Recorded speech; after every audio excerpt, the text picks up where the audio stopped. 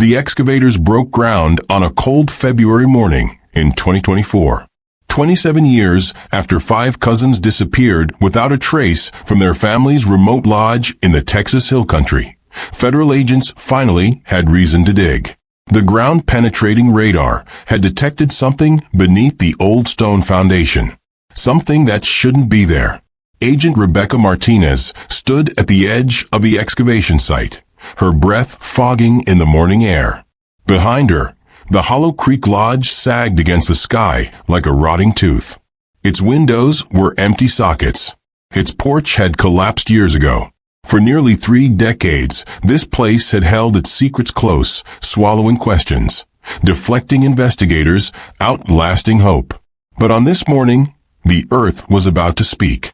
The excavator's claw bit into frozen soil. Cedar roots snapped like bones. 20 feet down, the machine stopped. The operator climbed out, his face pale. He pointed into the pit, unable to form words. Agent Martinez approached the edge, her heart hammering. What she saw in that dark cavity would shatter everything law enforcement thought they knew about the Hollow Creek Five. It wasn't just what they found. It was what they didn't find. And the implications would reach into the highest corridors of power in Wheeler County, Texas, exposing a conspiracy so deep, so calculated, that even hardened federal investigators would struggle to sleep at night.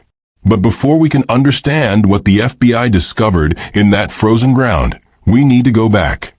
Back to October 1997. Back to 5 young people who gathered for what should have been an ordinary weekend. Back to the moment when everything went wrong. If you're drawn to stories where the past refuses to stay buried, where family secrets turn deadly, and where the truth hides in plain sight, subscribe to Ultimate Crime Stories.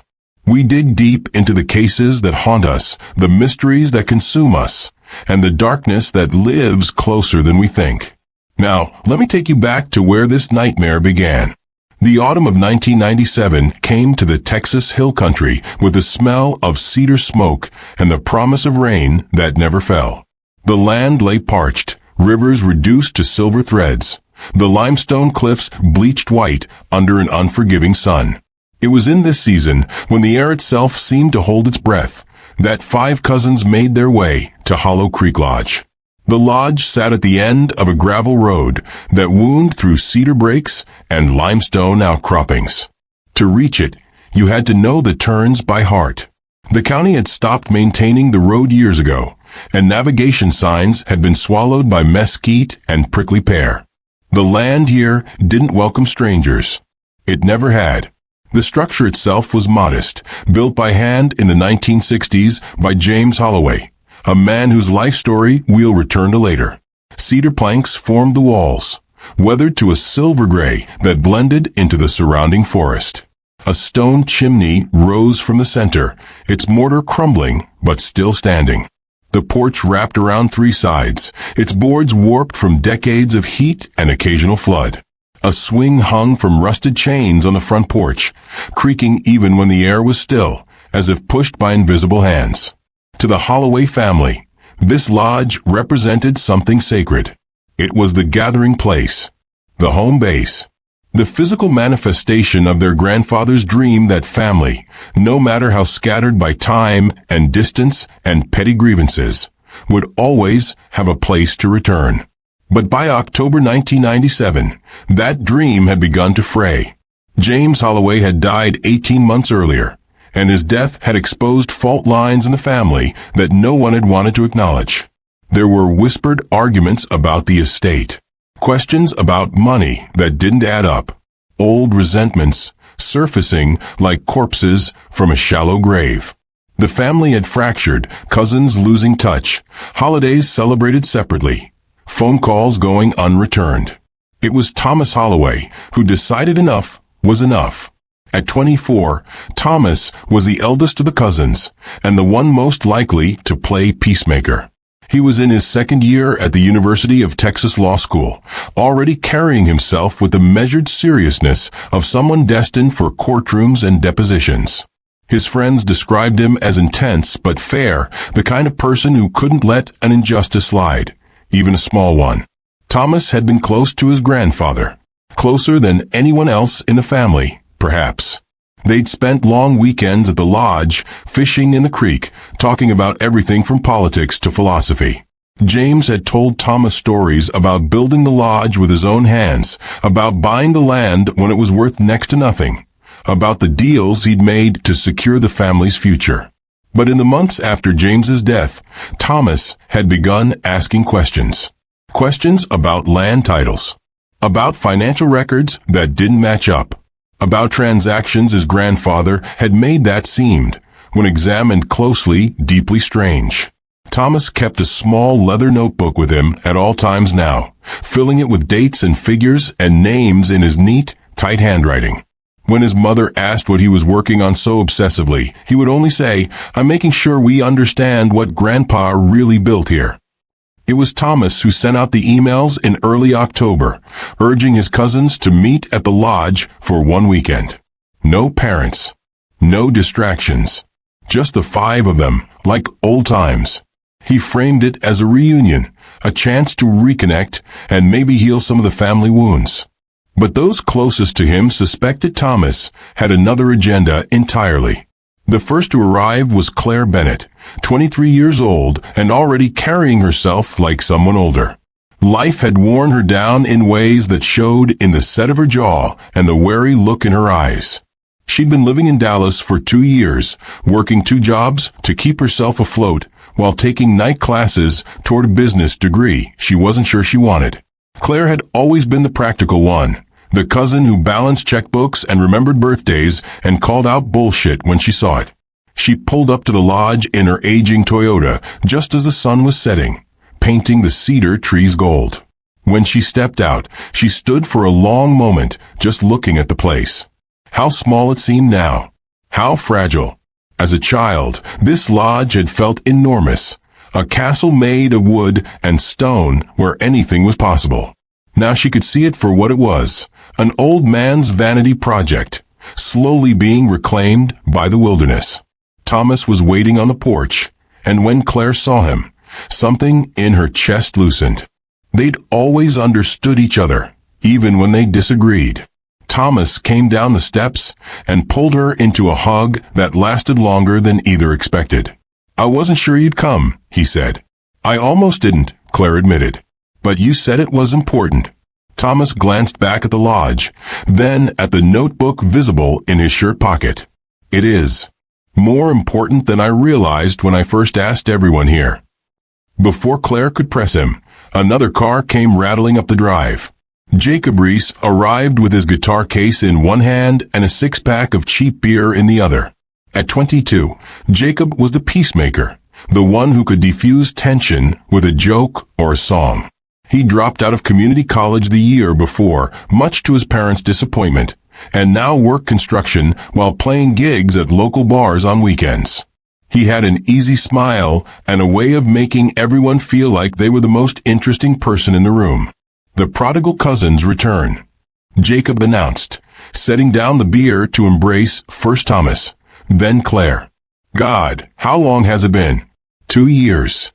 3, Claire said quietly. Jacob's smile faltered for just a moment, but he recovered quickly. "Well, we're here now. That's what matters, right?" The fourth arrival was Elena Martinez, 21, and recently graduated with a photography degree she had no idea how to use professionally.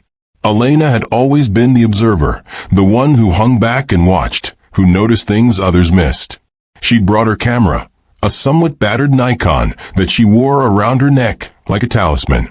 Elena had been documenting the family for years, building an archive of birthdays and holidays and ordinary moments that now felt precious in their scarcity.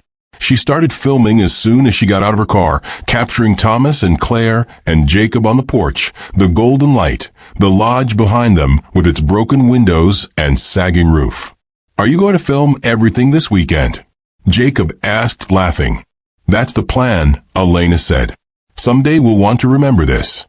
The words hung in the air, heavier than she'd meant them. The last to arrive was Lily Brennan, and she arrived the way she did everything, loudly and unapologetically.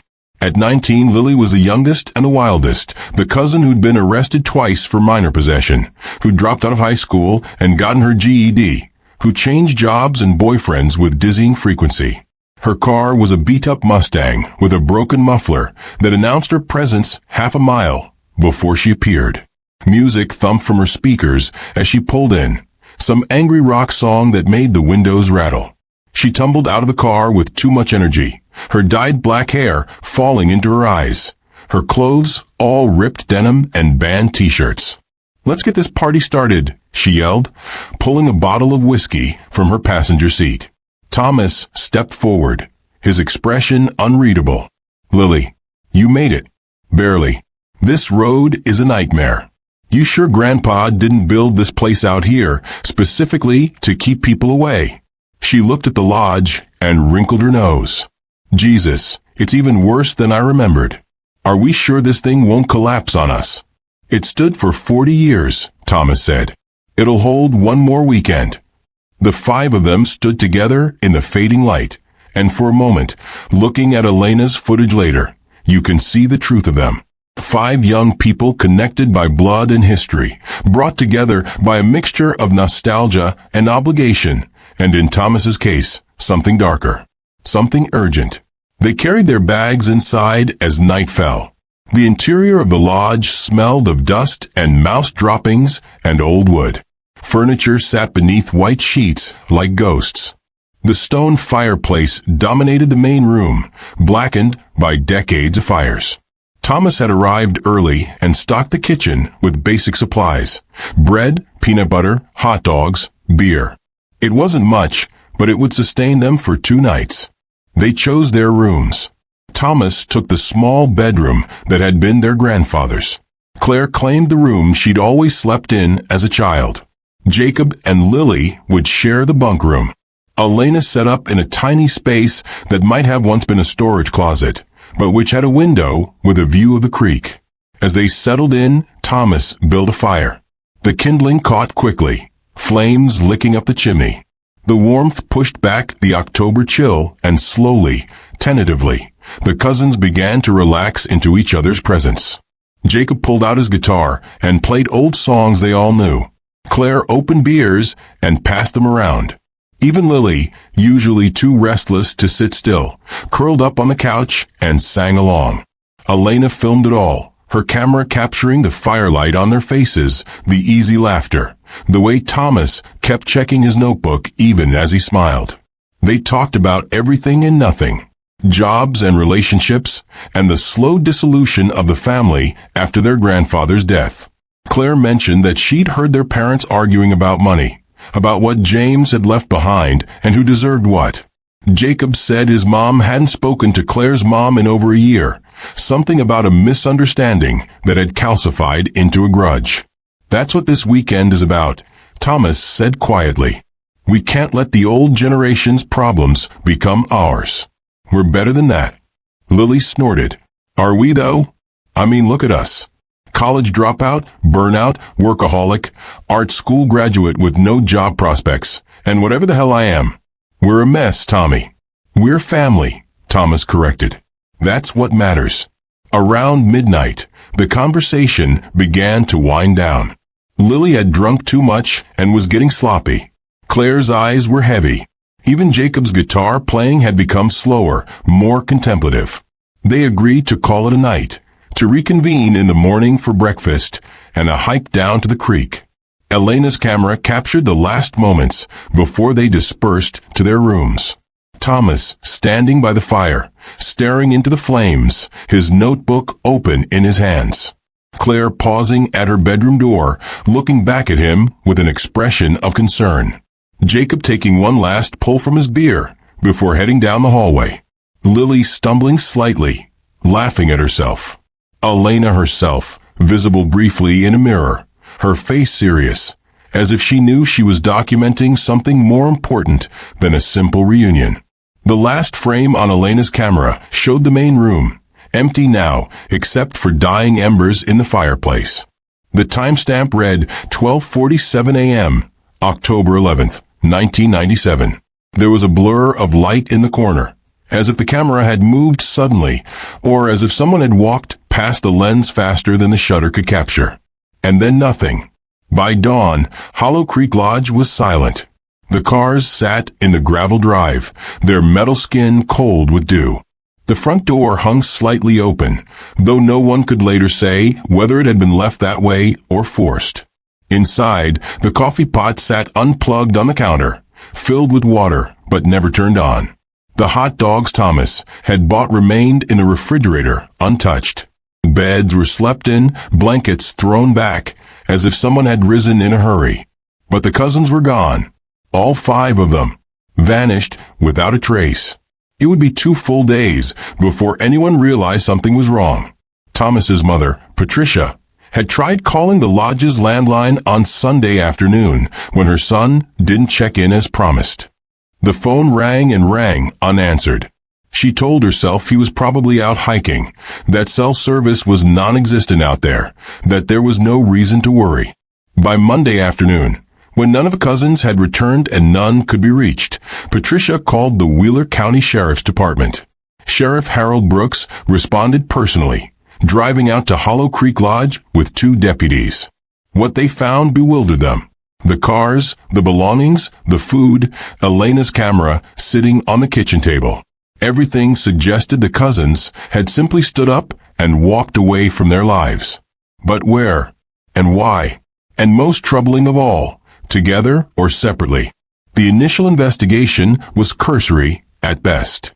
Sheriff Brooks walked the property, looked for signs of struggle, found none. He noted the locked front door, though he couldn't explain how it had been locked from the inside with no one remaining inside. He bagged Elena's camera as evidence, but didn't review the footage carefully. He took statements from the parents, who all described their children as responsible, not prone to running away, not involved in anything dangerous. The sheriff's report, filed on October 15, 1997, concluded that the 5 cousins had likely left the lodge of their own accord, possibly after an argument or impulsive decision. He noted that all were adults and free to come and go as they pleased. He suggested they might turn up in a few days, embarrassed by the fuss. They never did. Days became weeks. Weeks became months. Search parties combed the surrounding wilderness, finding nothing. Bloodhounds lost the scent at the edge of the property. Helicopters scanned the limestone cliffs and cedar breaks. Divers searched the creek, shallow as it was. Every cave, every abandoned structure, every sinkhole within 10 miles was explored and re-explored. Nothing. No bodies. No evidence of foul play. No ransom demands, no sightings, no mysterious phone calls. 5 people had simply ceased to exist. The families held out hope at first. They organized vigils. They hired private investigators. They appeared on local news programs, pleading for information.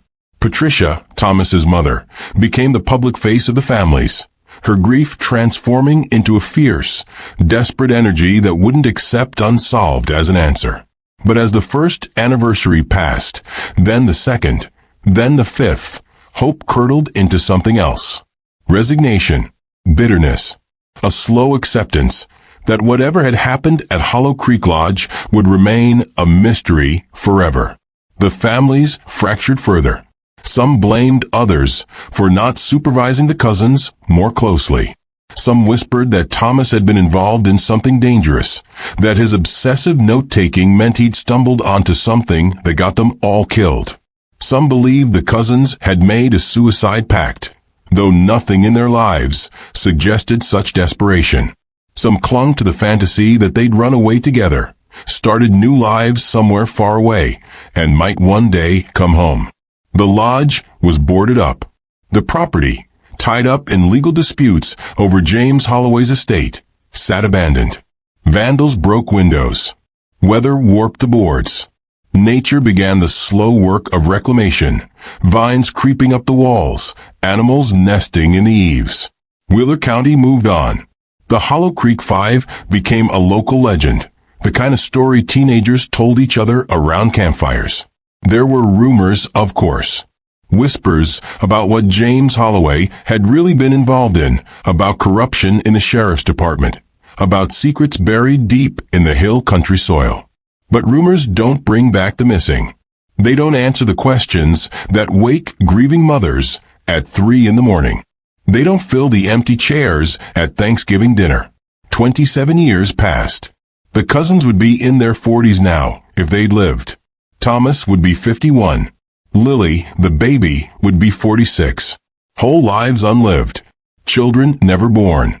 Futures erased as completely as if they'd never existed. And then in January 2024, a letter arrived at the FBI's San Antonio field office. The letter was handwritten, shaky, anonymous. It claimed that the Hollow Creek Five had been murdered. It claimed their bodies had been disposed of on the property. It claimed that evidence of their deaths had been deliberately hidden by people in positions of power. Most importantly, the letter included specific coordinates. A location on the Hollow Creek property where, the writer claimed, the truth waited beneath the ground. The FBI had received hundreds of tips over the years about the Hollow Creek case. Most were nonsense, dead ends, the work of attention seekers or genuinely confused individuals. But something about this letter felt different. The level of detail, the specificity of the coordinates, the writer's knowledge of the property's layout. Agent Rebecca Martinez caught the case. She'd been with the FBI for 12 years, specializing in cold cases and forensic archaeology. She'd seen her share of anonymous tips, and she knew most led nowhere. But when she researched the Hollow Creek Five, when she read through the old case files and saw how little actual investigation had been done, she felt that familiar tingle, the sense that something had been missed, something important. She petitioned for resources to follow up on the tip.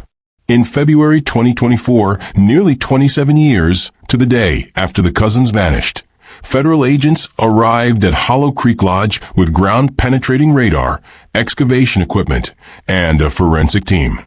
They were prepared to find bodies. They were prepared to finally give the families closure.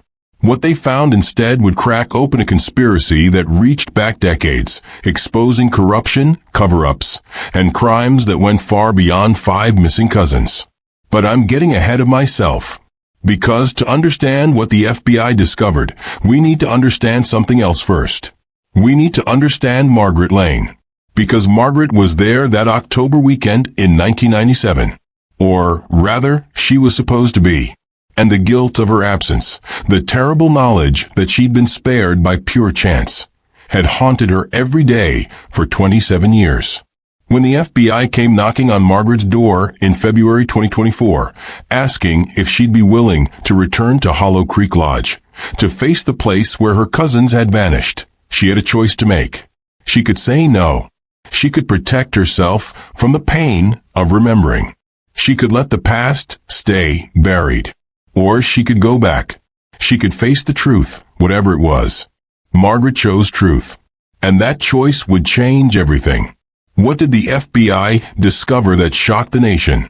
And how does Margaret fit into a mystery that supposedly ended 27 years ago? Stay with me, because what comes next will make you question everything you think you know about this case. Margaret Lane was 43 years old when the FBI found her. But if you'd seen her, you might have guessed older. Grief has a way of aging people from the inside out, settling into their bones, showing itself in the set of their shoulders and the shadows under their eyes. She lived in Houston, in a modest apartment in the Montrose neighborhood. She worked as an accountant for a mid-sized firm, the kind of job that requires precision but not creativity, that fills the hours without demanding too much of the soul. She had never married. She dated occasionally over the years, but nothing stuck. How could it? How could she explain to someone new that she was haunted by cousins who'd vanished when she was 17? That she measured her life in before and after that October weekend she'd been forbidden from attending? Because that was the thing about Margaret. She was supposed to be there. She was supposed to be the 6th cousin at Hollow Creek Lodge that weekend. Thomas had included her in his original email. But Margaret's mother, Patricia, had said no. Margaret was too young. Patricia had insisted. Only 17, still in high school. The others were adults, responsible for themselves. But Margaret needed supervision. The answer was no, and Patricia's no was absolute. Margaret had pleaded. She'd argued that she was practically an adult herself, that she'd be 18 in a few months, that she'd been to the lodge dozens of times. But Patricia had been adamant with a ferocity that Margaret hadn't understood then, though she would later. So that October weekend, while her cousins drove out to Hollow Creek, Margaret stayed home in Austin. She remembered her anger, the way she'd sulked in her room, ignoring her mother's attempts at conversation. She remembered Sunday afternoon, waiting for Thomas to call and tell her about the weekend, about what she'd missed. She remembered when the phone finally rang, but it wasn't Thomas. It was Patricia, her voice strange and tight, asking if Margaret had heard from any of the cousins. And then the police came. And then the news vans. And then the slow, terrible understanding that her cousins were gone and they weren't coming back. Margaret had carried that weight for 27 years. The guilt of survival. The what-ifs that circled her thoughts like vultures. If she'd been there, would things have been different? Would she have noticed something the others missed? Would she be dead too? Or would her presence have somehow prevented whatever happened? She tried therapy. She tried support groups for families of missing persons. Nothing helped. The only thing that made the weight bearable was routine, the predictable rhythm of work and sleep and the small, careful life she'd built for herself. When the FBI agents knocked on her door that February evening, Margaret knew, before she opened it, why they'd come. She'd been waiting for this moment for 27 years, dreading it and longing for it in equal measure. Agent Martinez introduced herself, showed her badge, asked if she could come inside. They sat at Margaret's small kitchen table, and Martinez explained about the anonymous letter, about the excavation at Hollow Creek, about the need to speak with someone who'd known the cousins well, who understood the family dynamics. "We'd like you to come to Hollow Creek," Martinez said. "We're bringing in a documentary crew as well. Sometimes, when people see the location again, when they're forced to confront the physical space, memories surface. Details they'd forgotten or dismissed at the time."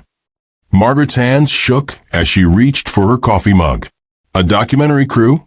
Deep Shadows. They're a YouTube channel that specializes in cold cases. They've worked with law enforcement before.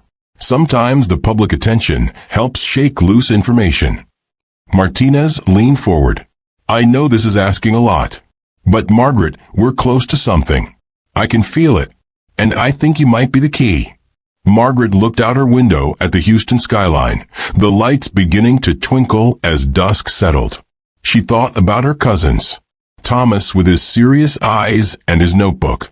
Claire with her sharp wit and soft heart. Jacob and his guitar, always playing, always trying to keep everyone happy. Elena behind her camera, documenting lives that were cut short. Lily with her wild energy, burning so bright. "When do we leave?" Margaret asked. 3 days later, Margaret found herself in a rental car, driving northwest from Houston toward the hill country. Agent Martinez had offered to have someone drive her, but Margaret insisted on driving herself. She needed the time, the space, the chance to prepare for whatever was waiting. The landscape changed as she drove. Houston's urban sprawl gave way to small towns, then to the rolling hills and limestone cliffs of the Edwards Plateau. Cedar trees crowded the roadside. Hawks circled overhead. This was the Texas most people never saw, the Texas of hidden creeks and old ranches and land that looked gentle but could kill you if you weren't careful. She stopped for gas in a town called Fredericksburg, a touristy place full of German heritage and antique shops. She bought bad coffee and a sandwich she couldn't eat. Her stomach was twisted into knots, her hands cold despite the mild weather. The last 50 miles to Wheeler County passed in a blur. She barely registered the turn onto Highway 16, the smaller farm roads, the gravel drive that wound back into the cedar breaks. When she finally saw the signs for Hollow Creek, Her foot eased off the gas pedal instinctively. Her body didn't want to go forward. Her body knew better. The production crew from Deep Shadows was already there when Margaret arrived. 2 vans sat in what passed for a parking area, their sides emblazoned with the show's logo. A handful of people moved around the vehicles, unloading equipment, setting up cameras. The lodge itself sat beyond them, exactly as Margaret remembered, and utterly changed. The building seemed smaller now, more fragile. The porch had partially collapsed on one side. Windows were broken or missing entirely. Graffiti marred the cedar walls, tags left by teenagers who'd braved the supposedly haunted location. But beneath the decay, Margaret could still see it. Her grandfather's lodge, the place where her family had gathered every summer, where she'd learned to fish and swim and tell stories around a fire. A man approached her car, tall, early 50s, with graying hair and sharp eyes that took in everything. He wore jeans and a worn canvas jacket, a professional camera hanging from a strap around his neck. "Margaret Lane?" he asked as she got out. She nodded, not trusting her voice. "Daniel Morrison. I'm the lead investigator for Deep Shadows." He extended his hand, and she shook it. His grip was firm, warm. "Thank you for coming. I know this can't be easy." "It's not," Margaret managed. "But if there's any chance of finally understanding what happened." "There is." Daniel's voice carried certainty. "We've already found things the original investigation missed. Things that were deliberately hidden." Margaret's heart jumped. "What things?" "Come inside. I'll show you." The interior of the lodge smelled like rot and animal droppings and something else. Something that reminded Margaret viscerally of her childhood. Cedar. Stone. The ghosts of old fires.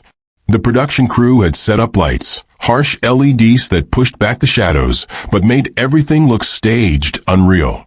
Daniel led her to the main room, to the fireplace where her cousins had gathered that last night. Someone had cleaned away debris, revealing the original stone floor. And there, visible in the dust, were marks. Footprints. Bare feet, small, probably a woman's. The original investigators photographed these, Daniel explained, but they never made it into the case file. We only found them in personal effects of a deputy who died 5 years ago. His widow gave us access to his files. Margaret knelt, staring at the prints. Whose?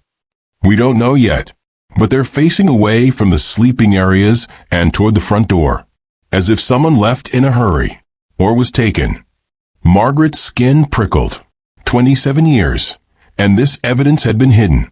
Why? "There's more," Daniel said. He led her to the kitchen, where someone had pulled out the old refrigerator.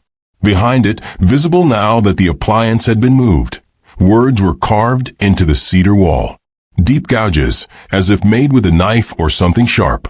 The words read, "They know." Margaret's breath caught. "Thomas," she whispered. "That's Thomas's handwriting. I'd know it anywhere." "You're certain?" She nodded, tears blurring her vision. "He wrote a note to me once.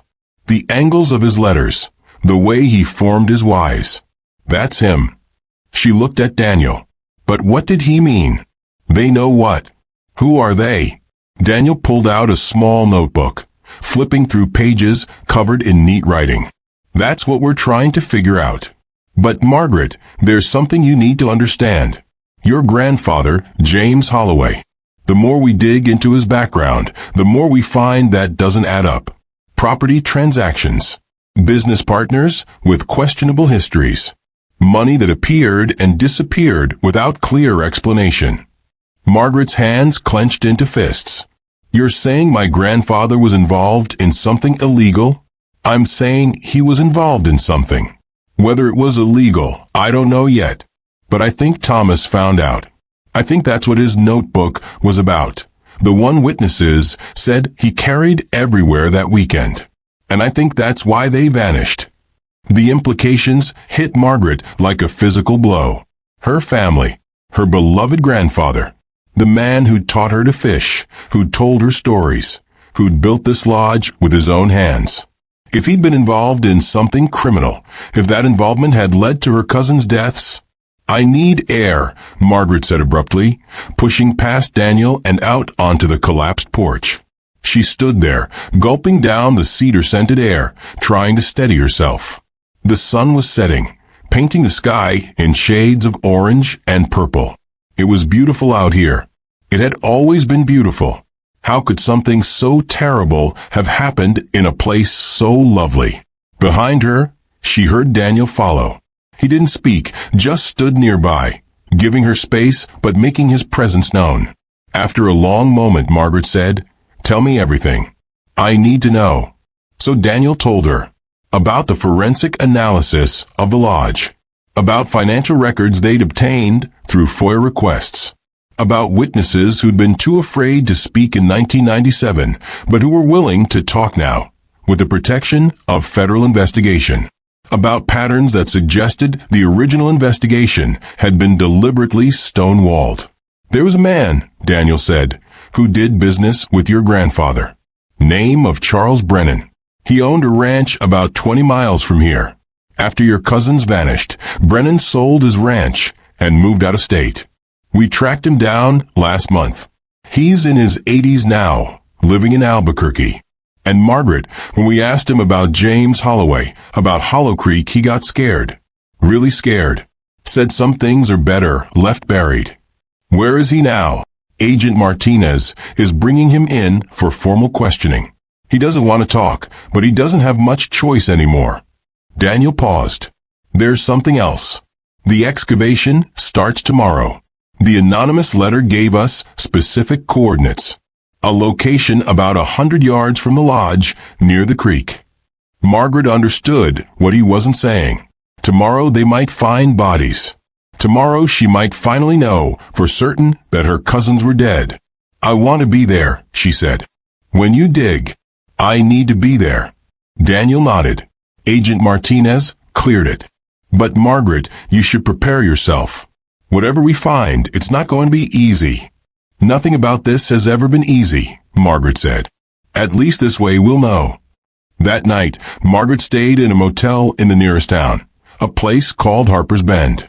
It was a small, forgettable room with thin walls and a view of the highway.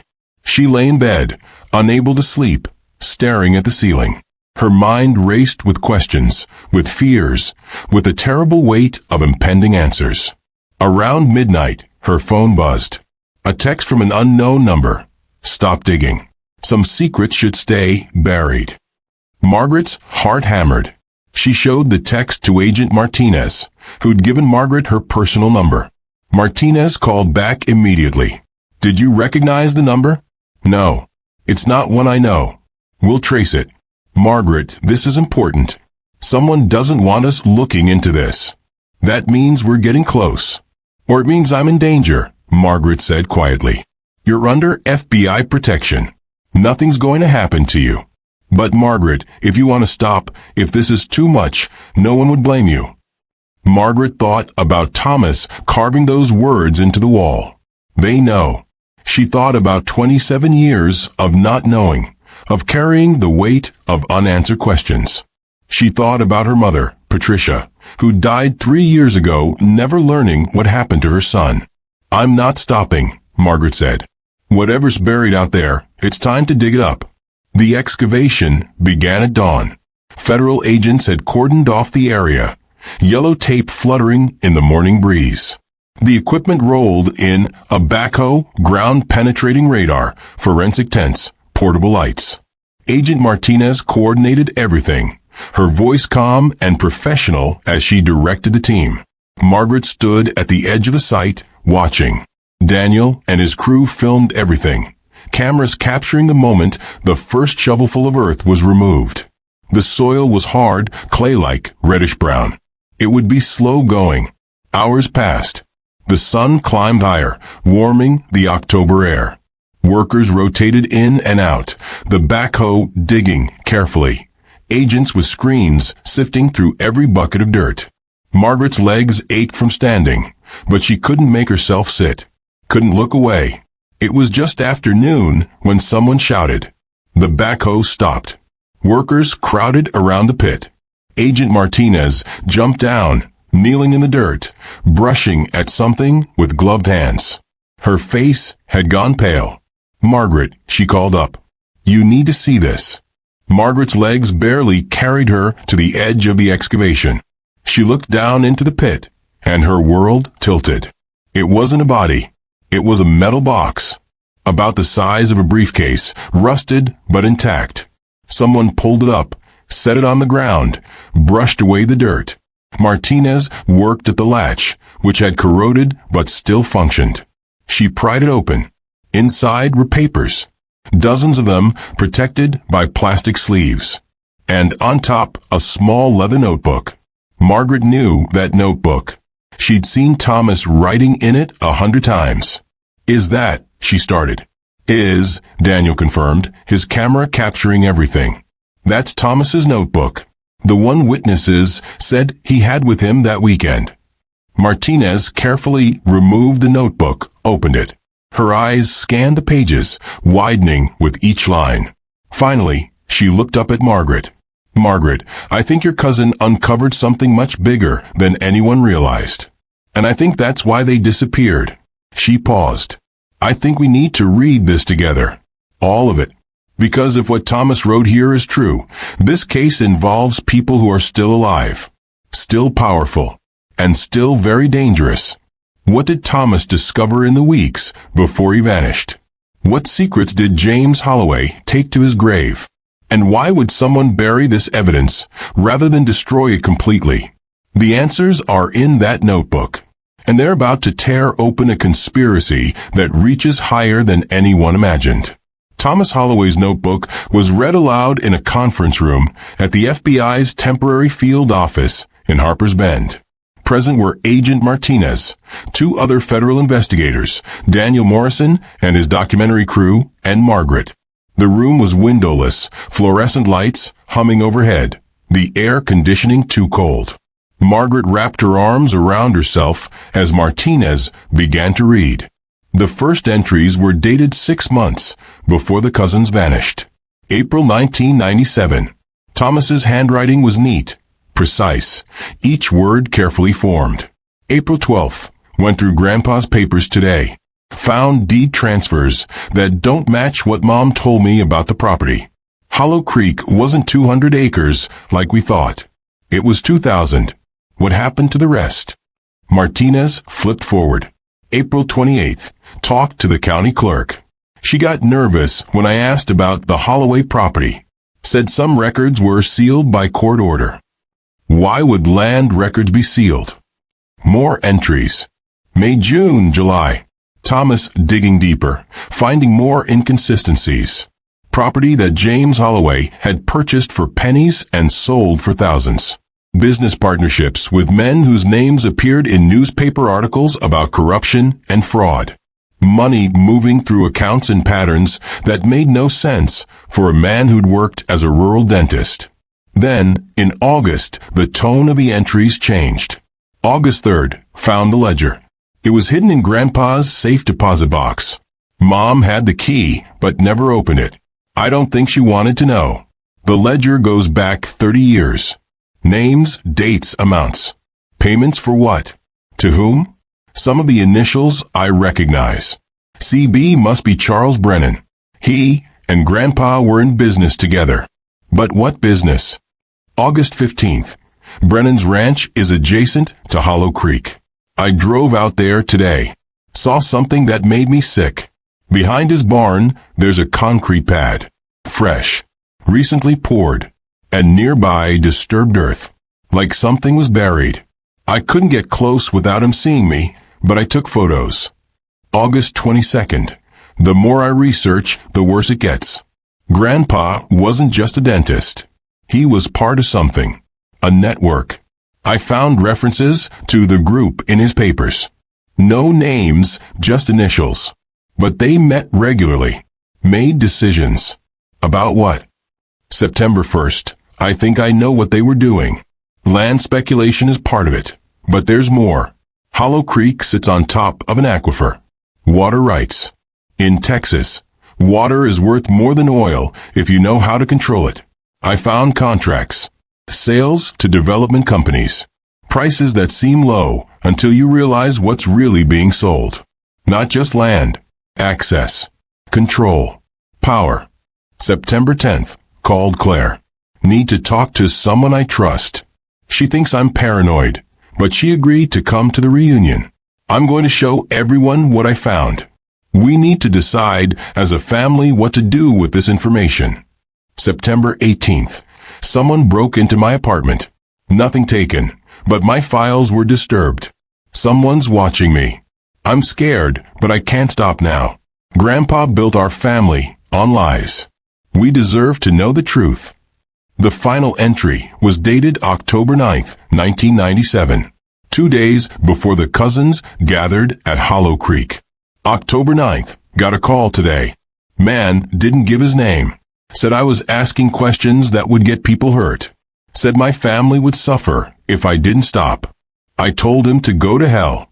I'm bringing everything to the lodge this weekend. The ledger, the documents, the photos. We'll figure out what to do together. I trust my cousins more than anyone in the world. If something happens to me, they'll know what to do. Martinez closed the notebook. The room was silent except for the hum of the lights and the faint sound of Daniel's camera still recording. Finally, Margaret spoke, her voice barely a whisper. He knew. He knew he was in danger, and he went anyway. He thought there was safety in numbers, Martinez said. He thought if 5 of you knew the truth, it would be harder to silence. But I wasn't there. Margaret's voice cracked. My mother wouldn't let me go. She said I was too young, but... Margaret looked up, realization dawning. She knew, didn't she? Patricia knew what Thomas was investigating. That's why she kept me home. She was protecting me. Martinez nodded slowly. It's possible. We'll need to look into your mother's knowledge. But Margaret, the important thing now is understanding what happened next.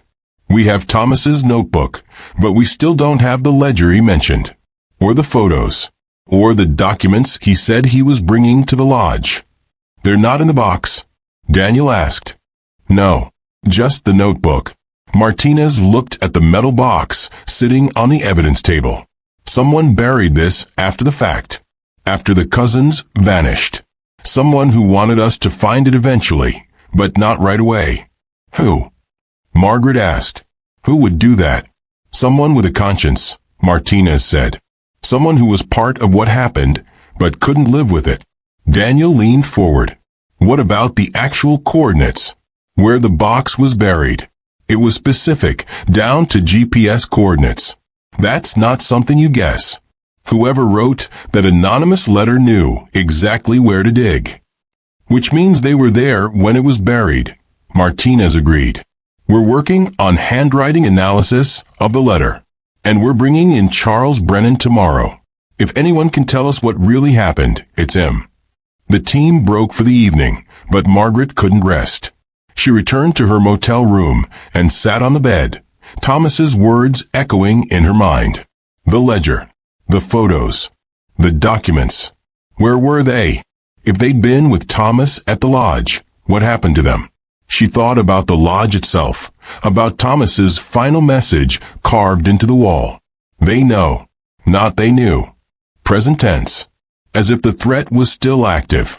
Her phone buzzed. Another unknown number. Another text. Your grandfather wasn't what you think. Stop now, or you'll wish you had. Margaret's hands shook, but this time she didn't call Martinez. This time she replied, Tell me what he was. Minutes passed. No response.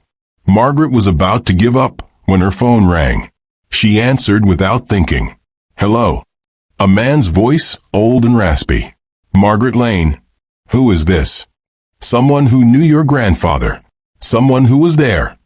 A pause, the sound of labored breathing. James Holloway was my friend. We built something together. Something that was supposed to help people. But it got twisted. It got dark. And when your cousin started asking questions, started threatening to expose everything, the voice trailed off. What did you do? Margaret whispered. What did you do to them? I didn't do anything. I'm a coward, Margaret. I stood by and let others handle it. Let others make decisions I should have fought against. And I've lived with that guilt every day for 27 years. Then tell me what happened. Not on the phone. Tomorrow, there's a place. Old Brennan's barn, the one on the property adjacent to Hollow Creek. Meet me there at dawn. Come alone. I'll tell you everything. I'm not coming alone. The FBI. Then you'll never know the truth. They'll arrest me, and I'll lawyer up, and I'll die without ever telling what I know. Your choice, Margaret. Come alone, or live the rest of your life wondering. The line went dead. Margaret sat in the dark room, her heart racing. Every instinct screamed that this was a trap, that going alone would be stupid, dangerous, possibly fatal. But the man's voice had carried something she recognized. Guilt, exhaustion, the weight of secrets too heavy to carry anymore. She thought about Thomas, about Claire and Jacob and Elena and Lily, about 27 years of not knowing, about the chance, maybe the only chance, to finally understand. At 4:30 the next morning, Margaret left her motel room. She didn't tell Agent Martinez, didn't tell Daniel. She drove through the pre-dawn darkness, her headlights cutting through morning mist, until she reached the turnoff for Brennan's ranch. The property was abandoned now, the house boarded up, the fences falling down. But the barn still stood, its metal roof gleaming faintly in the growing light. Margaret parked and got out, every sense on high alert. A truck was already there. Old, rusted, no plates. And standing in the barn's entrance was a man. 80s at least, stooped and thin, but still tall. His face was weathered by sun and time. His eyes pale blue and watery. "You came," he said. Not quite a question. More like relief. "Are you Charles Brennan?" Margaret asked. "I am. Was. I don't know anymore." He gestured toward the barn. "Come in. There's something you need to see." Every nerve in Margaret's body screamed danger. But she followed him inside. The barn smelled of dust and old hay and something else. Something chemical. Brennan led her to the back, where a tarp covered something large and rectangular. He pulled the tarp away. Underneath were boxes. Dozens of them. File boxes, the kind used for long-term document storage. The ledger, Brennan said. The photos. Everything Thomas found. "It's all here. I kept it. I knew someday someone would come asking the right questions. I thought it might be you." Margaret's hands shook as she opened the nearest box. Inside were papers yellowed with age. Land deeds. Transfer documents. Photographs of men shaking hands, signing papers, standing beside surveying equipment. And there a ledger. Leather-bound, exactly as Thomas had described. She opened it. The first page was dated 1967. "Your grandfather and I, we weren't evil men," Brennan said quietly. "We saw an opportunity. The hill country was nothing back then. Empty land, poor people. We bought property cheap, consolidated parcels, gained control of water rights. We told ourselves we were developing the area, bringing progress, jobs, money. But," Margaret prompted, "but we didn't do it legally. We cut corners, forged documents, bribed officials, forced people off their land. And when anyone threatened to expose us, we made them go away." Brennan's voice broke. "Not killed. Not at first. Just made them go away. Paid them off. Scared them off. And my cousins?" Brennan's eyes filled with tears. "Thomas found out about all of it. Not just your grandfather. The whole network. Judges, county officials, state representatives. People who are still in power today. Thomas had evidence that could have destroyed dozens of careers, sent people to prison. And he was going to expose it all. So what did you do?" Margaret's voice was hard. "I didn't do anything," Brennan said again. "But I made a call. I told them Thomas was a problem. I thought they'd just scare him, pay him off, make him go away like they'd done with others. I didn't know." He covered his face with his hands. I didn't know what they were planning. Margaret felt cold. What did they do? They sent someone to the lodge that night. Someone to retrieve the evidence. To make sure Thomas couldn't talk. But it went wrong. The other cousins, they fought back. And so, Brennan's voice dropped to a whisper. So they took them all. The barn seemed to spin. Margaret grabbed the edge of a box to steady herself. Took them where? I don't know. I swear to God, I don't know. They handled it. Cleaned it up. Made it look like the kids just vanished. And they warned me. Keep quiet or I disappear too. So I did. I kept quiet. I sold my ranch. I left. And I've lived with the guilt ever since. You're telling me my cousins were murdered? All of them? Because of a land deal. Because of dozens of land deals. Millions of dollars. Power. Control. Brennan looked at her with ancient, haunted eyes. I'm telling you that your grandfather was part of something rotten, and your cousin died trying to stop it. And I'm telling you that the people responsible are still out there. Still powerful. Still dangerous. Margaret's phone buzzed. A text from Agent Martinez. Where are you? We need you at the field office now. She looked at Brennan, at the boxes of evidence, at the weight of 27 years of secrets. You're coming with me, she said.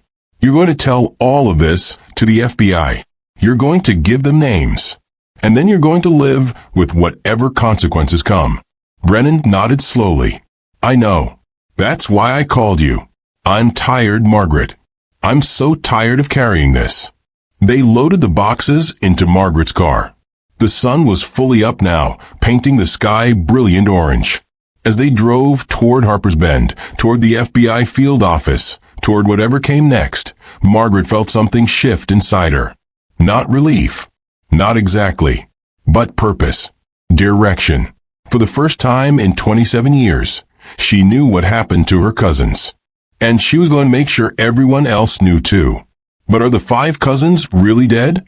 Or is there more to this story than even Brennan knows?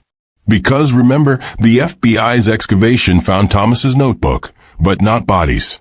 So where are they? And what else is buried beneath the surface of this conspiracy?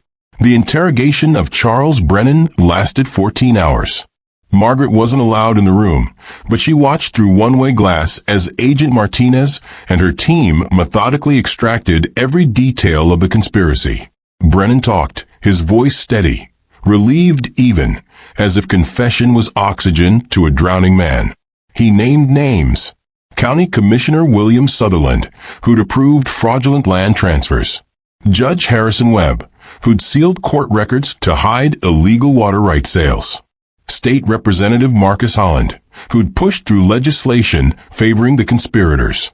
And dozens more, a web of corruption that stretched across 3 decades and multiple counties. But when Martinez asked about the cousins' bodies, about where they'd been taken after that night at Hollow Creek Lodge, Brennan's certainty faltered. I don't know, he insisted. I made the call, told them Thomas was a problem. But after that, I wasn't involved. They said they'd handle it. That's all I know. Who did you call? Martinez pressed. A man named Vernon Cross. He was the fixer. The one who made problems disappear. Military background, I think. He worked for the group, handled anything that required. Brennan searched for the word. Discretion. Where is Vernon Cross now? Dead. Killed himself in 2003. Gun to the head. Left no note. Martinez exchanged glances with her colleague. A dead fixer meant a dead end. But Margaret, watching from behind the glass, felt something nag at her. Something Brennan had said earlier, when she'd met him at the barn. Not killed. Not at first. Just made them go away. What if the cousins hadn't been killed? What if they'd been made to go away? She waited until Martinez took a break, pulled her aside. What if they're alive? Margaret said. Martinez looked at her with sympathy. Margaret, it's been 27 years. Even if they were initially kept alive, the chances that... But you haven't found bodies. You dug where the anonymous letter said to dig, and you found evidence but not remains. What if whoever wrote that letter was telling us something else? Not where they died, but where the truth is buried. Martinez was quiet for a long moment. The excavation isn't finished. We've only dug in the immediate area. If you want, we can expand the search. Use cadaver dogs. Extend the ground-penetrating radar sweep. Do it, Margaret said. Please.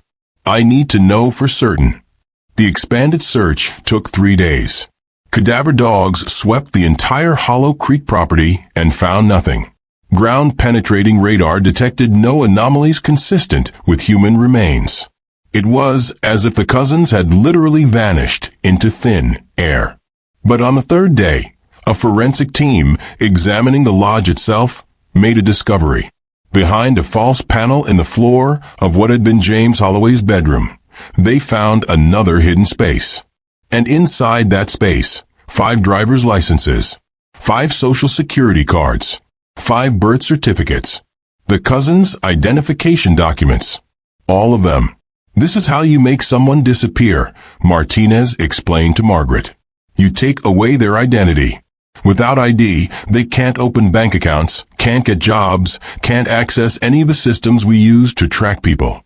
They become ghosts. So they could be alive. Margaret's voice trembled with desperate hope. It's possible. If Vernon Cross specialized in making people disappear, if he had the resources and connections, he could have relocated them, given them new identities, scattered them across the country where they'd never find each other or find their way home. Daniel Morrison, who'd been documenting everything, spoke up. But why? Why go through that trouble instead of just killing them? Insurance, said Agent Shin, Martinez's colleague. Dead bodies can be found. They can be identified. They create evidence. But people who are alive and living under false identities, as long as they stay hidden, as long as they don't surface, they're the perfect insurance policy. If the conspiracy is ever threatened, you can produce them. Say it was all a misunderstanding, that they ran away and created new lives.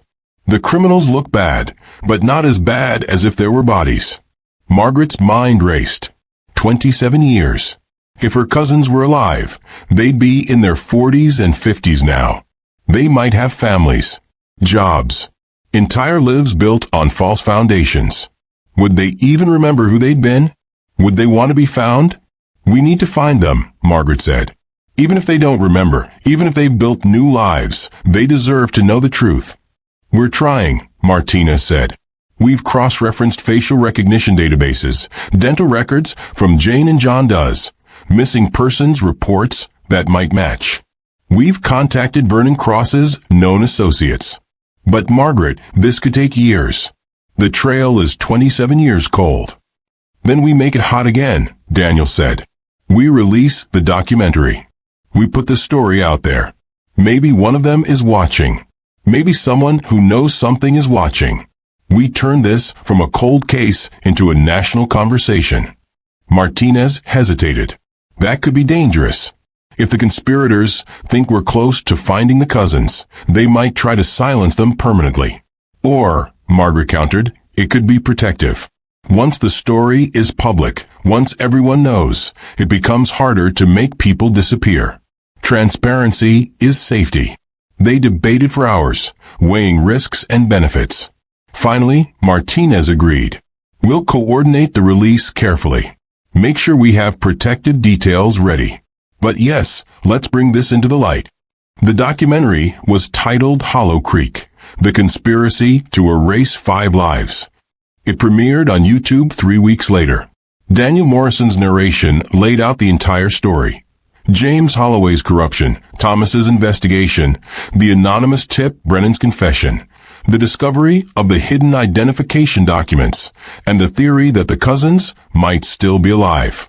The response was immediate and overwhelming.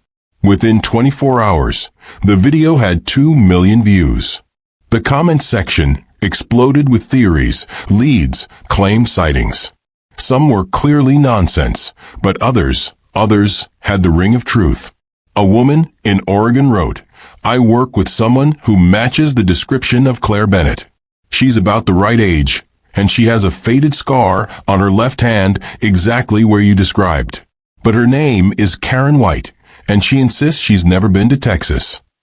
A man in Florida. There's a guy at my job, guitar teacher, looks exactly like Jacob Reese in those photos. Won't talk about his past. Says he grew up in foster care, no family. But sometimes he plays this song. Same tune as in the video from the lodge. Says he doesn't know where he learned it. A teacher in Washington.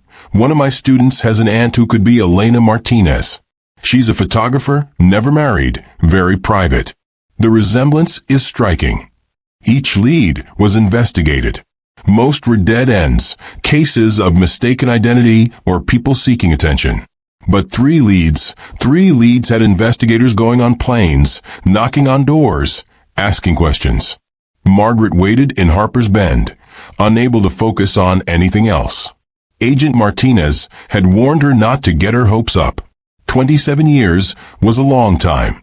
Memories could be suppressed, identities rewritten, lives rebuilt so thoroughly that the old self was buried beyond recovery. But hope, once kindled, is hard to extinguish. On a Thursday morning, 6 weeks after the documentary premiered, Margaret received a call. Agent Martinez, her voice tight with controlled excitement. "Margaret, I need you to come to Portland, Oregon. Now. We found someone. We think it's Claire." Margaret was on a plane within hours. She landed in Portland that evening, was met by federal agents, driven to a safe house in the suburbs. Martinez briefed her on the drive. Her name is Karen White. She's 50 years old. Works as a medical billing specialist. Lives alone. No close friends. She was flagged because of a scar and because, when we ran her history, there are gaps. No records before the year 2000. It's like she didn't exist before then. Have you talked to her? Briefly. She's confused. Scared. Says she doesn't know what we're talking about. But, Margaret, when we showed her the photo of Claire Bennett, she had a reaction. Physical. She started shaking. Said she didn't know why, but the photo made her feel something. Like a memory she couldn't quite reach. They arrived at the safe house. Margaret's hands shook as she got out of the car. Inside, in a small living room, a woman sat on a couch. She looked up as Margaret entered. Time stopped. The woman was older, her face lined by 27 years of living. Her hair was different, cut short and dyed auburn. She wore glasses. She was thinner than the girl Margaret remembered. But the eyes were exactly the same. "Claire," Margaret whispered. The woman stared at her. "I'm sorry, who are you?" "I'm Margaret, your cousin. We grew up together. You taught me how to braid hair. We used to sneak cookies from your mom's kitchen." Margaret's voice broke. "Claire, it's me." "My name is Karen," the woman said, but her voice wavered. "I've always been Karen. Since. She pressed her hands to her temples. "Why can't I remember? I can't remember before Portland. Before my apartment, before my job. It's like there's a wall in my head." Margaret moved closer, slowly, as if approaching a frightened animal. "Because someone took your memories. Someone took your life. But Claire, we can get it back. We can help you remember." Tears streamed down the woman's face. "I dream sometimes. About a place with cedar trees. About a fire. About people laughing. But when I wake up, it's gone." "That's Hollow Creek," Margaret said softly. "That's the lodge. That's real. Those memories are real." The woman, Claire, looked at Margaret with something like recognition flickering in her eyes. "Are you real?" "Yes. I'm real. And you're real. And we're going to figure this out together." Over the next weeks, with the help of therapists specializing in recovered memories and trauma, Claire began to remember. Fragments at first. The smell of cedar smoke. The sound of Jacob's guitar. Thomas's serious voice. But gradually, pieces connected. The memories were damaged, suppressed by whatever Vernon Cross had done to her. But they were there. Buried, but not destroyed. And Claire wasn't the only one. Following leads from the documentary, agents found Jacob in Arizona, living under the name Michael Torres, teaching guitar to children. They found Elena in Canada, working as a photographer under the name Sarah Chun. Each one had been given a new identity, relocated to a place far from Texas, their memories chemically suppressed or psychologically manipulated until their old lives seemed like dreams. But they hadn't found Thomas or Lily. And as days turned to weeks, hope faded. Maybe those two had been killed after all. Maybe they'd known too much or fought too hard, or simply been in the wrong place when Cross made his decisions. Margaret sat with Claire. She still thought of her as Claire, though the woman was struggling to reconnect with that name. In the Portland safe house, they'd been looking through old photographs, trying to trigger more memories. "Do you remember the last night?" Margaret asked gently. "At the lodge." Claire's face tightened. "Pieces." Thomas was upset. "He showed us papers. A ledger. He said our grandfather had been lying to us. That everything we thought we knew about our family was wrong." She paused, struggling. "Then someone came. Late at night. I thought it was one of you at first. But it wasn't. It was a man. He had a gun. Vernon Cross." "Maybe. He said we were coming with him." Thomas argued. Said he'd already sent copies of the documents to journalists, to lawyers. The man laughed. Said that didn't matter anymore. That we'd never see those documents published. Claire's voice dropped to a whisper. "He separated us. Put us in different vehicles. I remember Lily screaming. Jacob trying to fight. Then something was pressed over my mouth. A cloth. Sweet smell. And then nothing. When I woke up, I was Karen." Margaret held Claire's hand, rage and grief warring in her chest. Her cousins had been stolen. Their lives erased. Their families destroyed.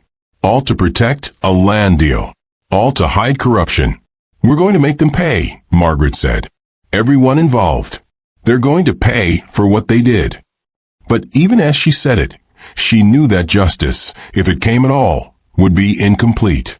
Charles Brennan was cooperating, but he was one old man facing charges he might not live long enough to see prosecuted. Vernon Cross was dead. Some of the conspirators had died in the intervening years. Others had powerful lawyers and connections. The truth was out. The story was told. But would it be enough?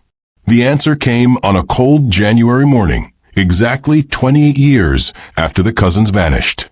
Margaret received a call from an unknown number. She'd learned to answer these calls now, learned that sometimes unknown numbers brought the very information you needed. Margaret Lane. A woman's voice, rough with age and smoke. "Yes. My name is Dorothy Cross. Vernon was my husband." A long pause. "I've been following the news. The documentary. I know what Vernon did, what he was part of. And I can't carry it anymore." Margaret's heart raced. "Do you know where Thomas and Lily are?" "I know where Vernon took them. Not the same place as the others. He said those two were special cases. They knew too much. They'd fought too hard. He needed to make absolutely sure they couldn't talk. Ever." "Please," Margaret begged. "Please tell me. There's a facility. Private. In Montana. It's called Evergreen Care. It's listed as a long-term care facility for patients with severe brain injuries. But that's not what it really is. Vernon used it for people who needed to disappear more completely. He paid them. A lot. To keep certain patients under heavy sedation. To make sure they never woke up enough to remember who they were." Margaret could barely breathe. "Are they alive?" "I don't know. Vernon died 20 years ago. I don't know if the facility kept them or let them go. But that's where he took them. I'm sure of it." "Why didn't you say anything before?" Dorothy Cross's voice cracked. "Because I was afraid. Because I told myself it was too late, that there was no point. But watching the documentary, seeing those faces, I have grandchildren now, Ms. Lane, and I can't look at them knowing I kept this secret. So I'm telling you, do with it what you will." The line went dead. Within hours, federal agents were on their way to Montana. Margaret called Agent Martinez, who promised to keep her updated. But the waiting was agony. Montana was 2,000 miles away. Even if Thomas and Lily were there, what state would they be in after 28 years of induced sedation? The call came 2 days later. Martinez, her voice carefully neutral. "Margaret, we found the facility. It's exactly as Dorothy Cross described." And a pause that lasted forever. "We found them. Both of them. They're alive." Margaret collapsed into a chair, sobs tearing from her throat. Alive. After everything, somehow, impossibly alive. But Martinez continued gently. "You need to prepare yourself.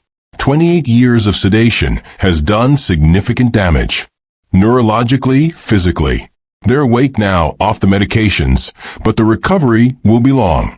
And we don't know yet how much they'll be able to remember or rebuild." "I don't care," Margaret said through tears. "I don't care. They're alive. That's enough." But it wasn't enough. Not quite. Because 2 weeks later, when Margaret was finally allowed to visit Thomas in the rehabilitation facility where he was relearning to walk, to speak, to exist in the world, he looked at her with eyes that held no recognition. "Hello," he said politely, as if meeting a stranger. "Thomas," Margaret whispered. "It's me, Margaret, your cousin." He frowned, struggling. "I'm sorry. The doctors say I should remember. But I don't. It's all." He gestured vaguely. "Gone." And maybe that was the real tragedy. Not that they died, but that they'd been made to live as ghosts of themselves. Their memories stolen, their identities erased, their lives suspended in chemical fog for nearly 3 decades. But they were breathing. They were alive. And sometimes, Margaret told herself, that has to be enough. The trials began in the summer of 2025. Federal prosecutors, armed with Brennan's testimony, the ledger, Thomas's notebook, and documents recovered from Vernon Cross's widow, brought charges against 17 individuals. Conspiracy, kidnapping, fraud, obstruction of justice. The indictments reached into county governments, state offices, even the corporate boardrooms of development companies that had profited from the illegal land deals. Margaret attended every day of the trial. She sat in the courtroom, Claire beside her, watching as the architects of her family's destruction were finally held accountable. Claire's memories were still fragmentary, but enough had returned that she could testify about what Vernon Cross had done. Jacob and Elena, also recovering their identities slowly, provided supporting testimony. Thomas and Lily were not well enough to testify.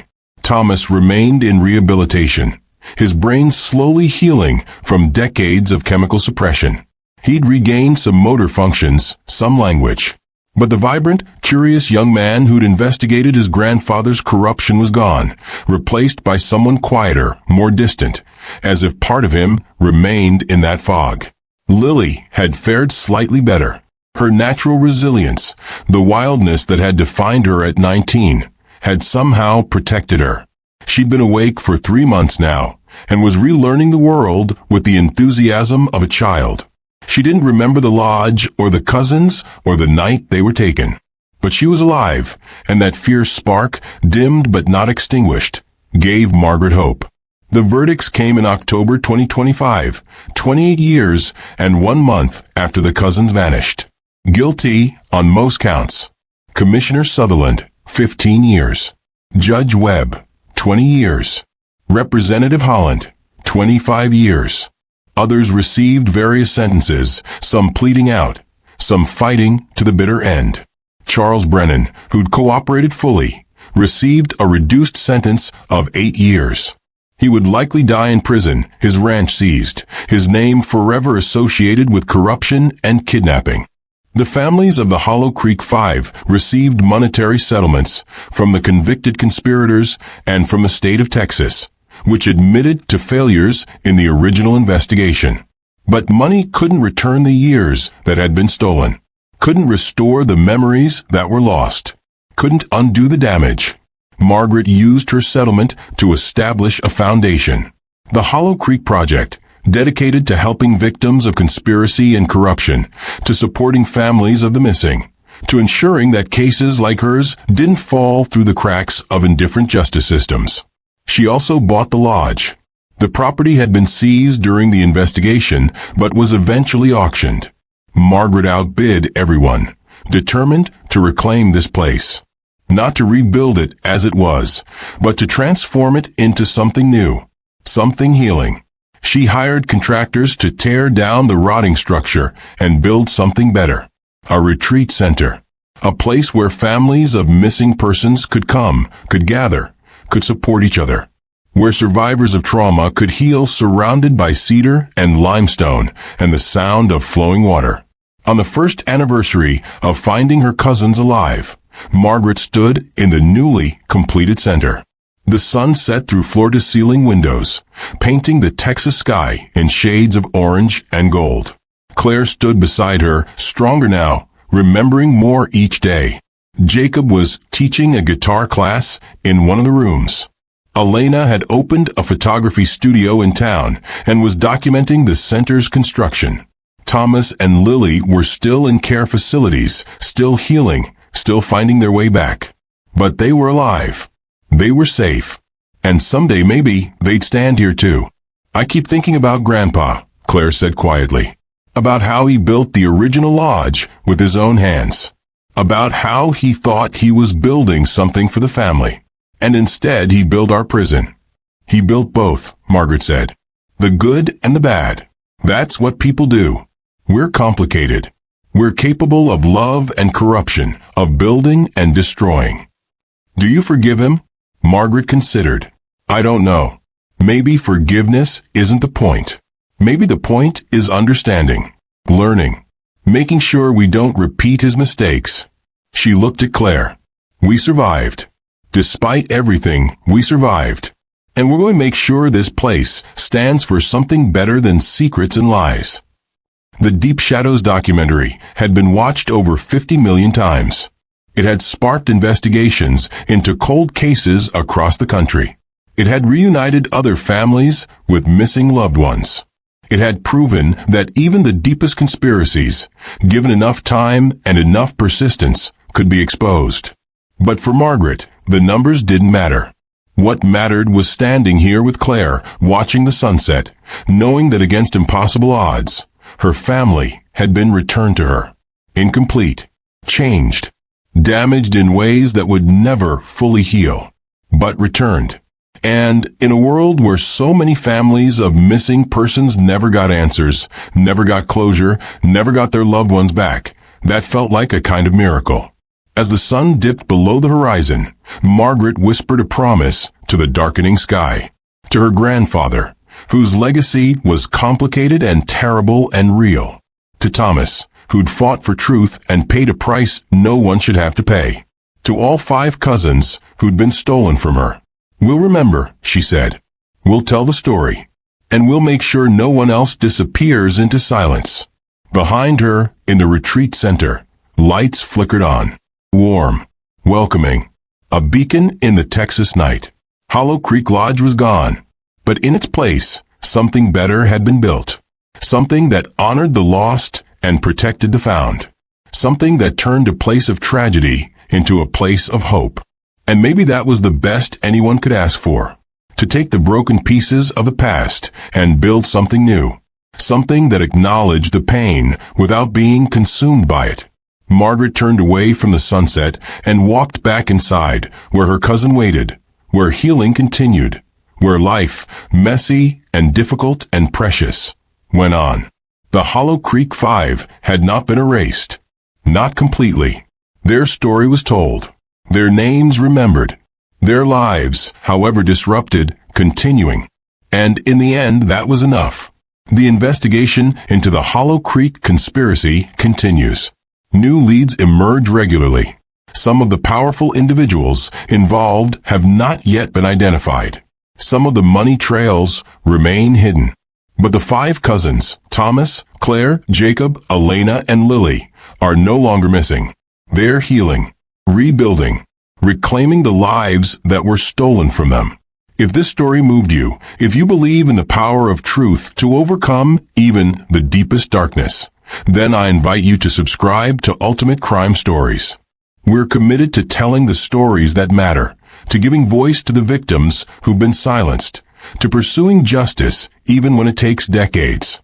Because some stories deserve to be told, some mysteries deserve to be solved, and some families deserve to be whole again. This has been the story of Hollow Creek, of conspiracy and courage, of loss and recovery, of 5 people who vanished and, against all odds, were found. Thank you for listening. And remember, the truth is worth fighting for, no matter how long it takes. Until next time, stay curious, stay vigilant, and never stop asking questions.